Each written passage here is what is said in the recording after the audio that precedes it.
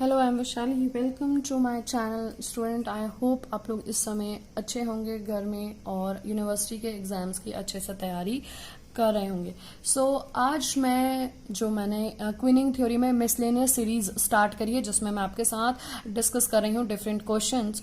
आज मैं आपके साथ डिस्कस करूंगी मॉडल 1, जिसको कहते हैं MM1 इन्फिनाइट FCFS का क्वेश्चन मैं लेकर आई हूँ।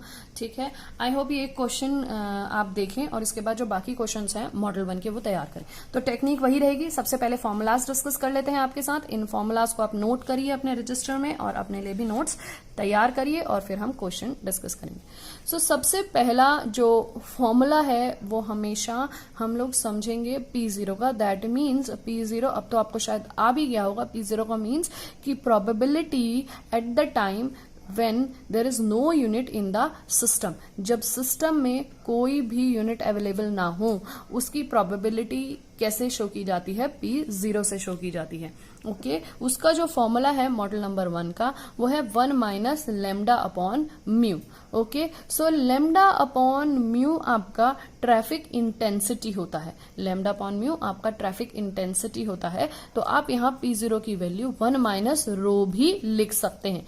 ठीक है, सो नेक्स्ट फॉर्मूला जो है उसको कहते हैं PN। PN का मतलब the probability distribution of A Q length. That means उस समय n यूनिट्स अवेलेबल हैं आपके सिस्टम में, उसकी प्रोबेबिलिटी क्या होगी, या अगर आपसे पूछा जाए the probability of Q length की, इस समय कितना पर्सन क्यू में है और उसके होने उस क्यू लेंथ की क्या प्रोबेबिलिटी है, तो उस समय जो फॉर्मूला अप्लाई होगा that is represented by P with suffix में n।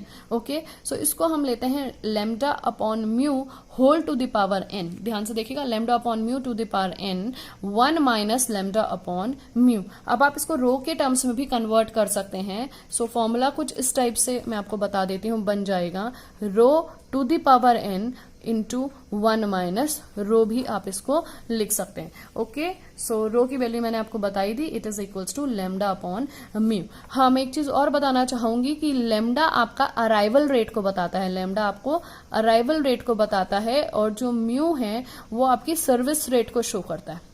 ठीक है, it is a mean service rate, it is the mean arrival rate, lambda and mu. अब नेक्स्ट फॉर्मूले की तरफ आते हैं, फॉर्मूला नंबर 4, जहां पे हम लोग स्टडी करते हैं probability when queue size is greater than equal to capital N। जब आपसे कहा जाए कि जो भी आपकी क्यू बनी हुई है अगर उसमें नंबर ऑफ जो यूनिट्स हैं वो इंक्रीज कर जाए सडनली, तो क्यू साइज क्या होगा उसकी प्रोबेबिलिटी आपको कैलकुलेट करनी हो, तब ये फॉर्मूला लगता है lambda upon mu to the power capital N, या फिर इसको रो टू द पावर N भी कहा जाता है। ओके, फिफ्थ फॉर्मूला आपका है probability that waiting time exceeds W is given by। अगर क्यू में यूनिट्स वेट कर रही हैं और वेटिंग टाइम किसी पर्टिकुलर टाइम से बढ़ जाता है, तो उसको फाइंड करने के लिए जो फॉर्मूला होता है वो क्या होता है? That is integration W to infinite lambda bracket में 1 minus lambda upon mu e to the power minus mu minus lambda W dW। Okay, so ये उसका फॉर्मूला होगा। अब सिक्स्थ फॉर्म है probability distribution of time spent in the system. ठीक है, कि आपका कितना टाइम स्पेंड हो रहा है सिस्टम में, उसकी प्रोबेबिलिटी क्या है। उसको हम बिजी पीरियड डिस्ट्रीब्यूशन भी कहते हैं। ठीक है, वो बिजी पीरियड डिस्ट्रीब्यूशन भी कहलाता है। उसको रिप्रेजेंट करने का तरीका है P ब्रैकेट में W is greater than equal to W। That means waiting time आपको दिया गया होगा। ओके, उसका जो वैल्यू बनती है राइट हैंड साइड में लिखी गई है, स्टूडेंट्स ध्यान से देखिएगा, e to the power minus bracket mu minus lambda W। ठीक है, तो ये है 6 नंबर का फॉर्मूला। अब जब हम टोटल टाइम के बारे में बात करेंगे तो टोटल टाइम इंक्लूड करेगा आपका वेटिंग टाइम जो आपने क्यू में पास किया है, प्लस आपका सर्विस टाइम जिस टाइम पे आपको सर्विस अवेल हो रही थी। वो दोनों को ऐड करेंगे तो हमें टोटल टाइम की अवेलेबिलिटी होगी। फाइन, अब स्टार्ट करते हैं 7th formula, that is expected number of units in the system की कितनी यूनिट्स हैं सिस्टम में। That is your represented by LS। System की कितनी लेंथ है, कितने यूनिट्स हैं, it is represented bye LS, जिसका फॉर्मूला है रो अपॉन 1 माइनस रो। ये सिस्टम के बारे में बात की जा रही है कि सिस्टम में कितने यूनिट्स हैं। ठीक है, उसमें आपके जो यूनिट्स के बारे में बात की गई है तो वो आपके क्यू में खड़े हुए यूनिट्स भी होंगे, प्लस जो यूनिट्स सर्विस अवेल कर रहे होंगे उन सबको मिलाएंगे तब वो सिस्टम में आएंगे। Okay, so it is represented by capital L with A suffix S। अब मूव करते हैं 8th फॉर्मूले की तरफ। 8th फॉर्मूला है एक्सपेक्टेड क्यू लेंथ की क्यू लेंथ क्या है, ठीक है। अब एक्सपेक्टेड की जगह क्वेश्चंस में बहुत बार एवरेज वर्ड भी यूज हो जाता है, एवरेज क्यू लेंथ, तो कंफ्यूज मत होइए, दोनों वर्ड एक ही चीज को डिमॉन्स्ट्रेट करते हैं, ठीक है, एक्सपेक्टेड या फिर एवरेज। एल क्यू का जो फॉर्मूला है that is rho square upon 1 minus rho. I think ये थोड़ा इजी होगा लर्न करने के लिए। L S minus lambda upon mu भी आप याद रखिएगा, क्योंकि जो मल्टीपल चॉइस क्वेश्चन आते हैं उसमें कभी कभी वो लोग पूछ लेते हैं मॉडल 1 के रिस्पेक्ट में L Q and L S के बीच में रिलेशन क्या है। सो उस समय आपको L Q is equals to L S minus lambda mu ये दिया गया होगा, या फिर ये दिया जा सकता है L Q is equals to L S minus rho. So इसमें आप टिक करेंगे, ठीक है। सो स्टूडेंट्स अब मूव करते हैं फॉर्मूला नंबर 9 की तरफ। Expected waiting time in the Q, कि कितना टाइम क्यू में लग रहा है, वेटिंग टाइम क्या है, ठीक है। तो उसको रिप्रेजेंट करते हैं डब्ल्यू क्यू से। ध्यान रखिएगा ये क्यू की बात की गई है, ठीक है। सो फॉर्मूला बन जाता है lambda upon mu minus lambda. यहां पे सर्विस टाइम इंक्लूड नहीं किया गया है, तो वो भी आपको ध्यान रखना होगा। अब मूव करते हैं 10th फॉर्मूले की तरफ स्टूडेंट्स, जो है expected waiting time in the system. System में किसी भी यूनिट को कितना टाइम स्पेंड करना पड़ रहा है, तो उसको हम रिप्रेजेंट करते हैं डब्ल्यू विद सफिक्स एस से, जो फॉर्मूला बन जाता है 1 अपॉन म्यू माइनस लेमडा। मैं दोबारा बताती हूं, W S is equals to 1 upon mu minus lambda. So this is the expected waiting time, या फिर इसको एवरेज वेटिंग टाइम भी कहा जाता है। Okay students, now start with the formula number 11, expected waiting time of a customer who has to wait. यहां पे आप ध्यान से देखोगे तो बात की गई है एक कस्टमर के बारे में, किसी एक पर्टिकुलर कस्टमर को कितना वेट करना पड़ रहा है क्यू में, ठीक है। अभी तक हमने स्टडी करा क्यू के बारे में कि यूनिट्स को कितना वेट करना पड़ा है क्यू में, या फिर हमने सिस्टम के बारे में बात किया गया। यहाँ पे हमने एक इंडिविजुअल कस्टमर के बारे में डिस्कस कर रहे हैं, ठीक है। सो उसके लिए जो रिप्रेजेंटेशन होगा वो डब्ल्यू ग्रेटर देन 0 होगा, क्योंकि वो किसी टाइम के लिए वेट कर रहा है। Fine, so it is always represented by W greater than 0। ध्यान रखिएगा इक्वल टू का साइन यहाँ पे नहीं आएगा, जिसकी वैल्यू बन जाएगी 1 अपॉन म्यू ब्रैकेट में 1 माइनस रो।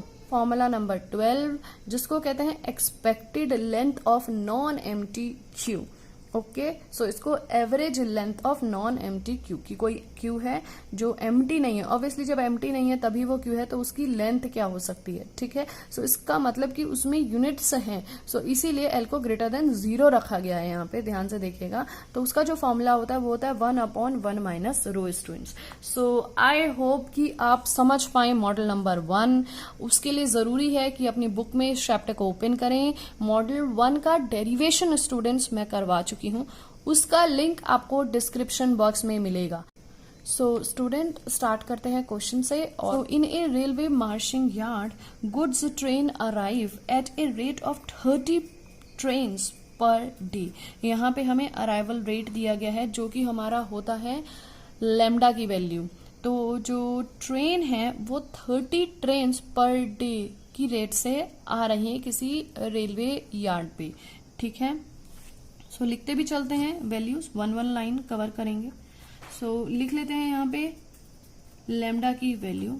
सो लेमडा हमारा क्या है, देखिए 30 ट्रेन्स आ रही हैं पर डे, क्योंकि हमें हमेशा जो वैल्यूज म्यू की दी रहती हैं वो मिनट्स में दी रहती हैं, तो हम कोशिश करेंगे इसको भी मिनट्स में कन्वर्ट करने की। सो 30 डे है, 30 पर डे, तो दैट मीन्स कि इसको डिवाइड करना होगा 60 इंटू 24 से। जब आप इसको सॉल्व करोगे तो आपको वैल्यू मिल जाएगी 1 अपॉन 48 ट्रेन्स पर मिनट, ठीक है।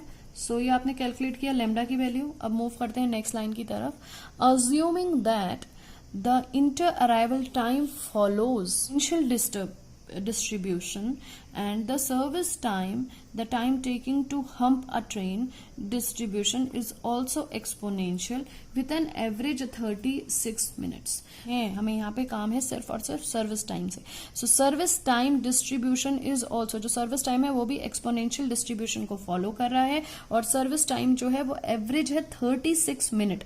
तो सबसे पहले तो सर्विस टाइम देखते ही आप म्यू लिख दीजिएगा, ठीक है। सो वैल्यू यहाँ पे आपकी बन जाएगी म्यू की 1 अपॉन 36 ट्रेन पर मिनट। ये आपकी हो गई म्यू की वैल्यू मिनट।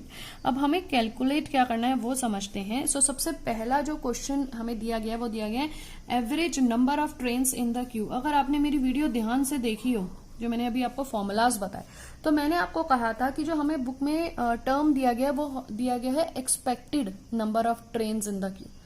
लेकिन एक्सपेक्टेड ले या एवरेज ले सेम ही फॉर्मूला यूज होगा।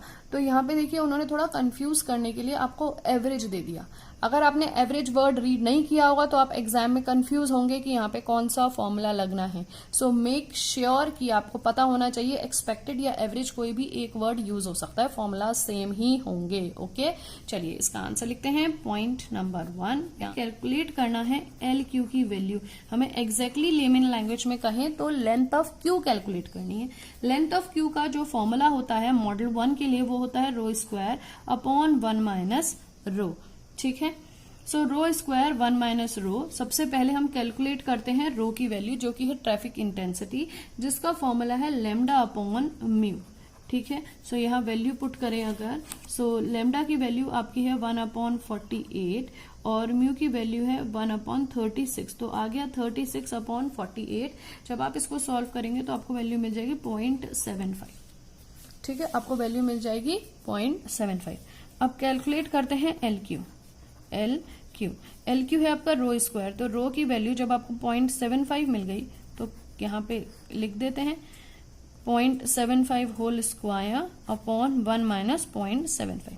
सो ये आपको जो वैल्यू मिलेगी वो मिलेगी 0.75 का होल स्क्वायर इज 0.5625 अपॉन 0.25। जब आप इसको कैलकुलेट करोगे तो आपको मिलेगा 2.25, जिसको आप अप्रोक्सीमेटली 2 ट्रेन्स लिख सकते हो। सो क्वेश्चन नंबर 2 स्टडी करेंगे हम यहाँ पे। The probability of queue size exceeds 10।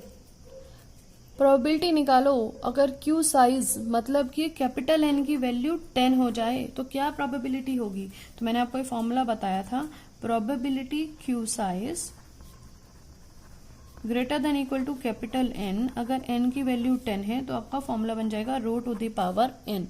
ठीक है, रो आपके पास है 0.75 टू दी पावर 10। जब आप इसको कैलकुलेट करोगे तो वैल्यू मिलेगी 0.056, जिसको अप्रोक्सीमेटली हम 0.06 लिख सकते हैं। ठीक, अब मूव करते हैं सेकंड। देखिए इसमें यहाँ पे कुछ और लिखा हुआ है, इसका सेकंड पार्ट क्वेश्चन का।